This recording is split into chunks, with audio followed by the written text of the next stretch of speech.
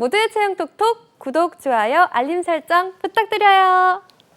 방대한 취업 빅데이터 속에서 핵심 정보 전달해 드립니다. 취업 GPT 시간입니다. 더빅스쿨의 이건 강사님과 함께합니다. 안녕하세요. 안녕하세요.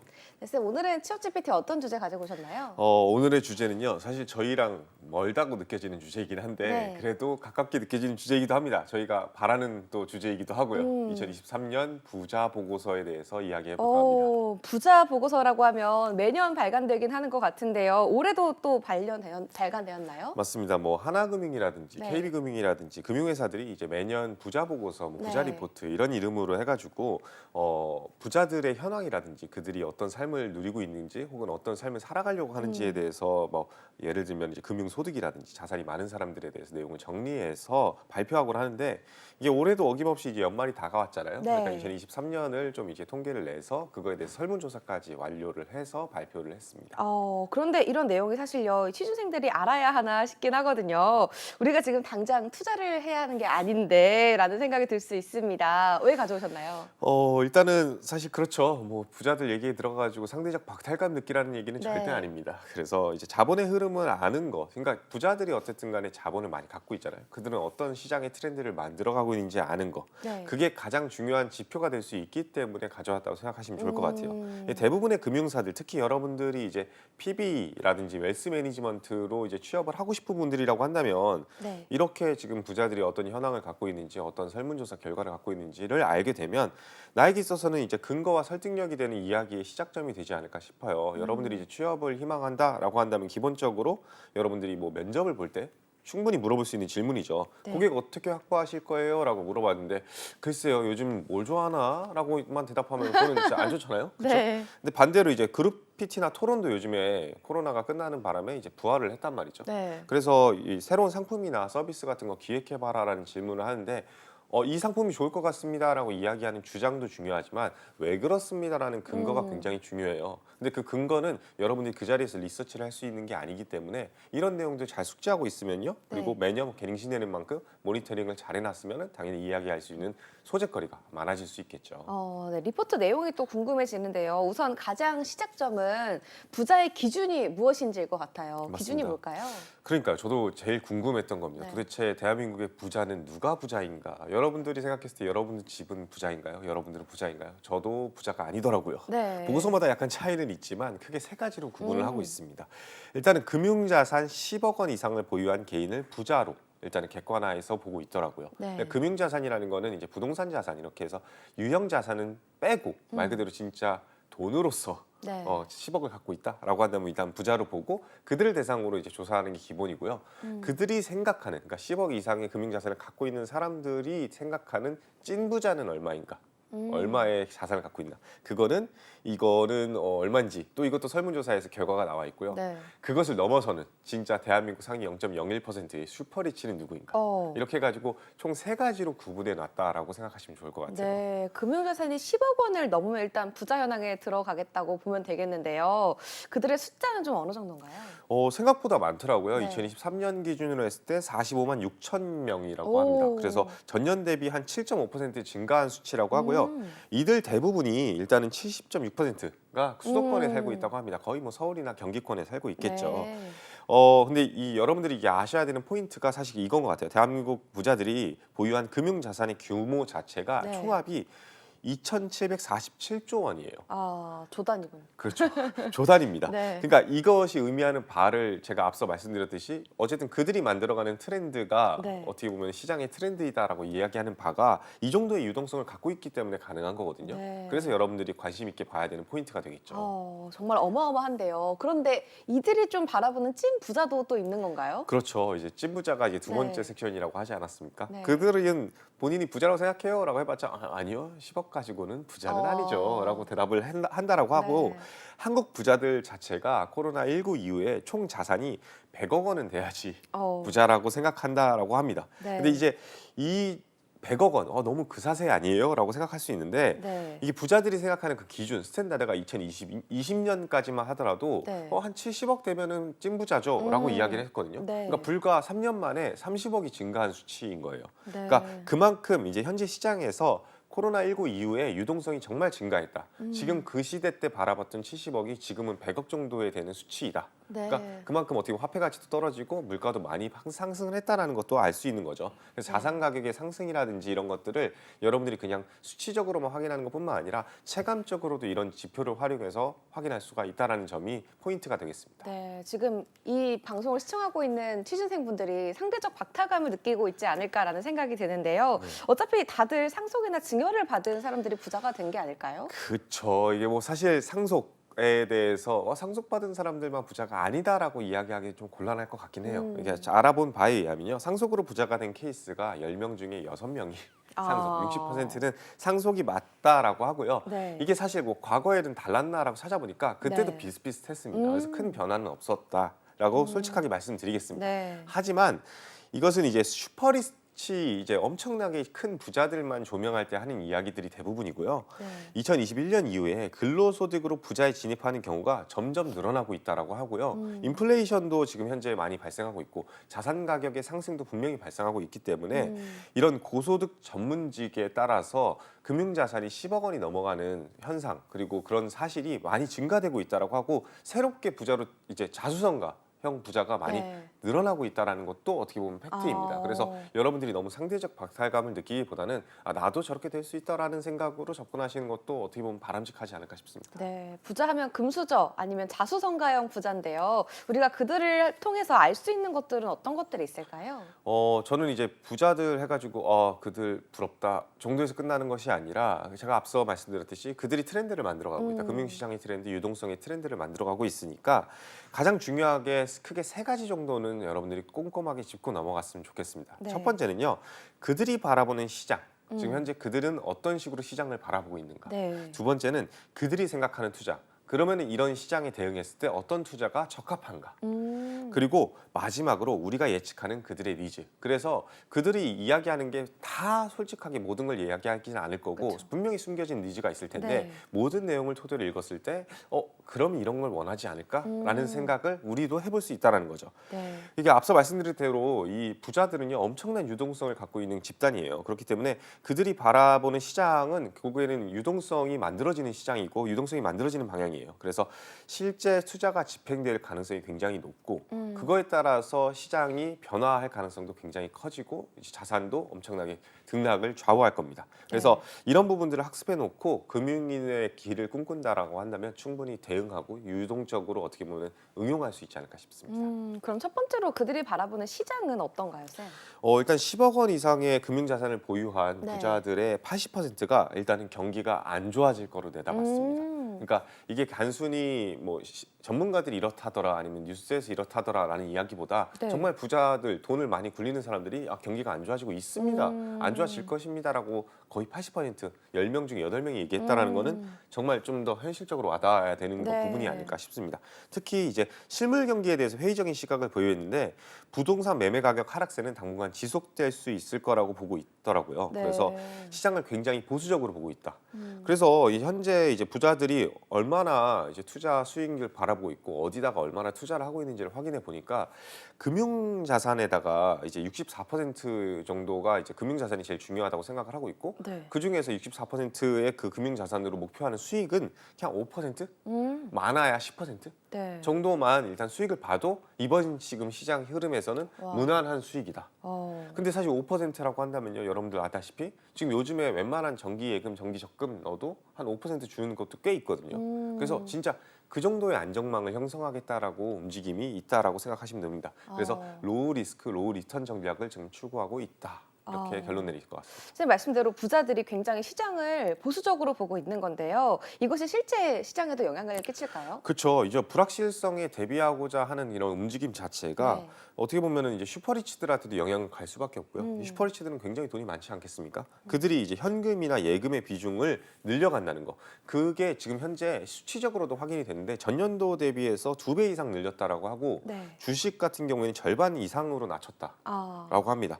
그만큼 이제 시장 위축과 아직까 경기가 활성화되기는 멀었다는 사실을 지표로 확인할 수 있지 않는가. 네. 그리고 부자들이 주식에서 돈을 뺐다? 그럼 주식이 상승할 자본력, 유동성은 있을까요? 약간 이렇게 생각하시면 좀 더 빠르게 이해가 되실 거라 생각합니다. 네. 금융자산에서 주식 비중이 하락하고 이제 예금과 채권의 자금이 유입되는 현상이 지금 많이 벌어지고 있는데 그게 또 어떻게 보면 주식 하락하자니까 시장 망하는 거 아니야? 이렇게 생각하지 마시고 예금에도 많이 들어간다. 채권에도 많이 들어간다. 이 얘기인즉슨 그런 상품이나 서비스들은 오히려 활성화될 수 있겠구나. 네. 이렇게 생각해서 반대로 생각하시면은 좀 의미를 확인할 수 있지 않을까 싶습니다.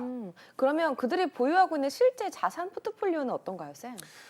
이게 진짜 그들이 바라보는 시장에 따른 투자. 그러니까 앞서 말씀드렸듯이 알아야 되는 거는 그들이 바라보는 시장. 그 다음이 이제 그들이 바라보는 투자인데 네. 그 투자가 2023년 기준으로 했을 때 한국 부자의 총 자산의 규모 중 56.2%가 부동산 자산, 그리고 금융 자산이 27.9%로 집계됐다고 합니다. 네. 그러면 이제 결국에는 부동산 아닌가? 그러니까요.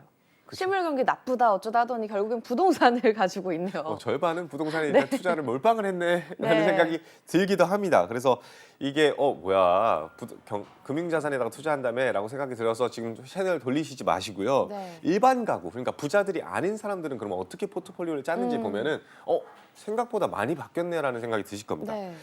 지금 일반 가구의 총 자산 포트폴리오의 경우에는요.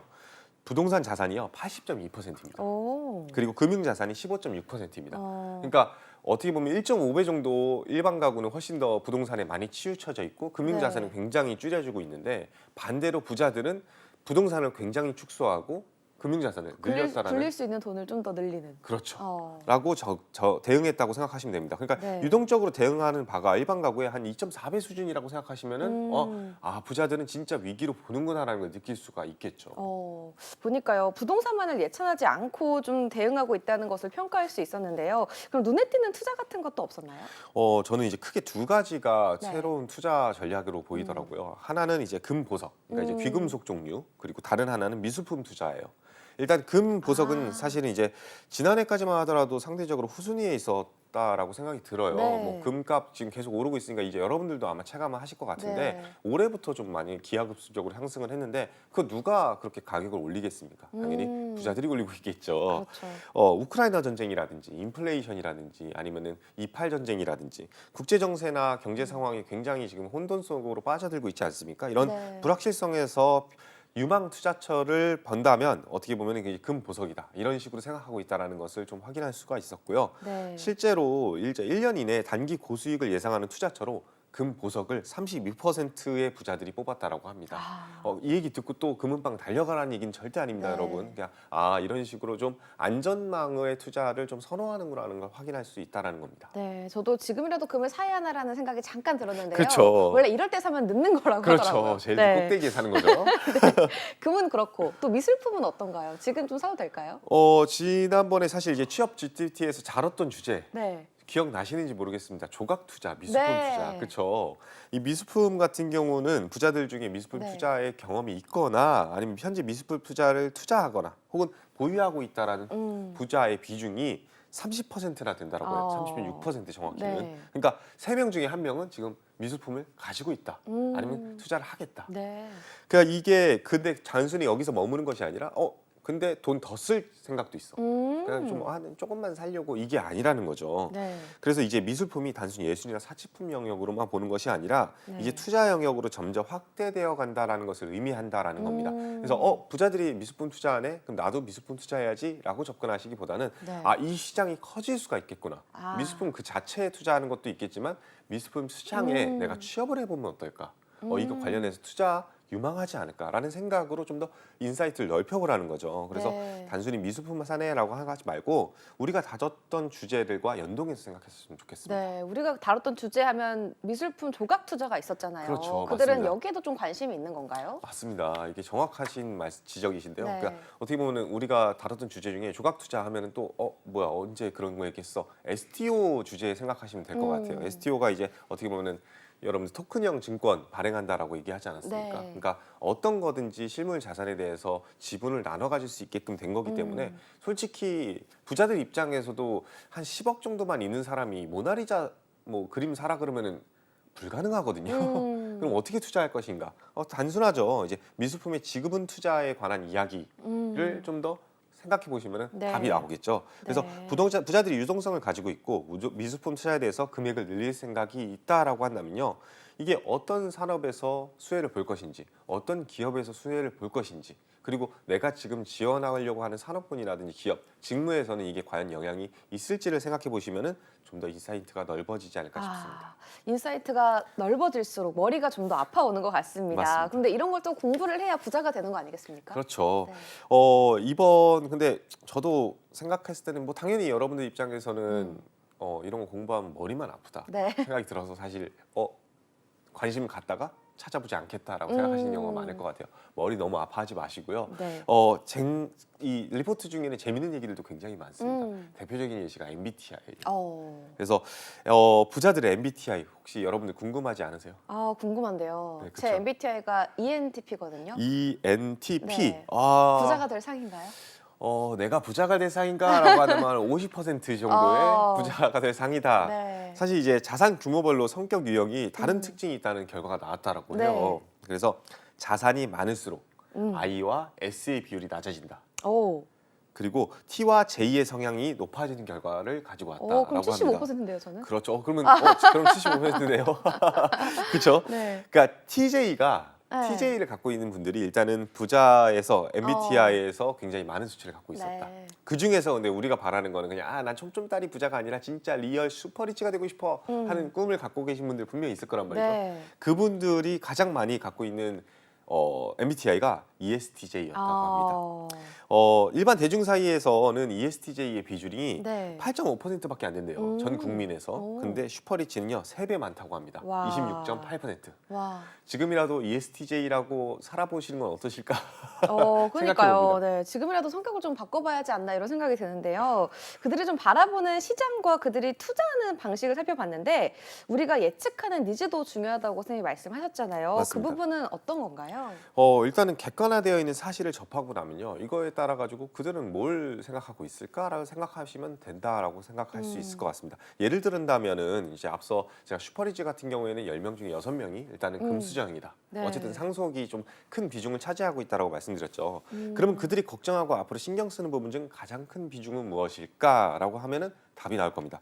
아주 직접 경험했기 때문에 더욱이 상속에 대한 니즈가 있지 않을까라는 생각을 해볼 수 있다라는 거죠. 네. 그래서 실제로 과거의 대표적인 상속 증여 자산의 유형이 부동산이었거든요.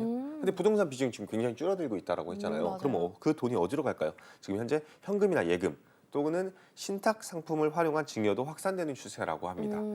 이렇게 심지어 이제 유연 대용 신탁이라고 가족 간의 분쟁 없이 안전하게 상속과 재산을 물려줄 수 있는 신탁의 수요도 굉장히 증가하고 있다라고 네. 하거든요. 새로운 서비스와 상품이 나오고 있다는 거죠. 그들의 니즈에 의해서.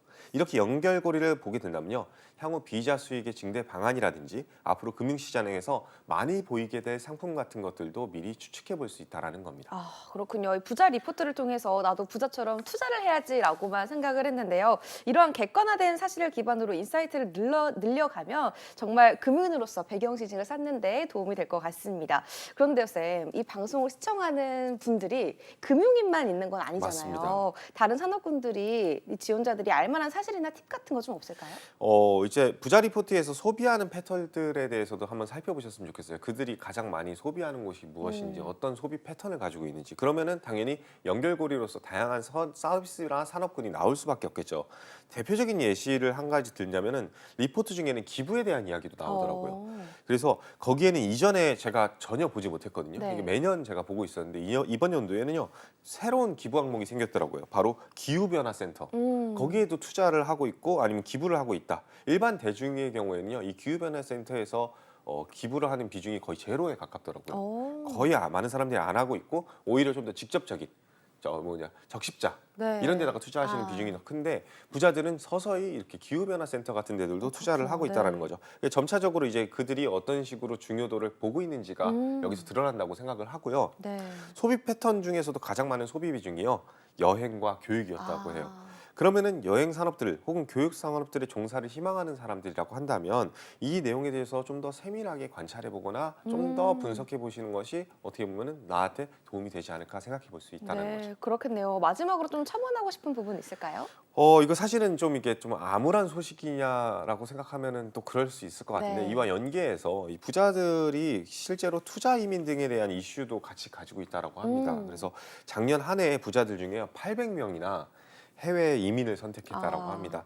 이게 사회적인 이슈라고 생각하시면 되게 좋을 것 같아요. 그래서 네. 국부 유출을 막거나 그들이 돌아오게 만드는 형식으로 시장이나 제도가 변할 가능성 이런 것들도 좀 추측해 보는 게 좀 더 먼 미래 거시적인 안목을 기를 수 있지 않을까 싶어요. 네. 그리고 또 이런 것들을 모니터링 하다 보면은 자연스럽게 정책의 방향이나 이런 예측성들도 여러분도 커지지 않을까 싶습니다. 네, 이건 쌤 오늘로 이렇게 취업 GPT가 끝나게 됐는데요. 소감 말씀해 주실까요?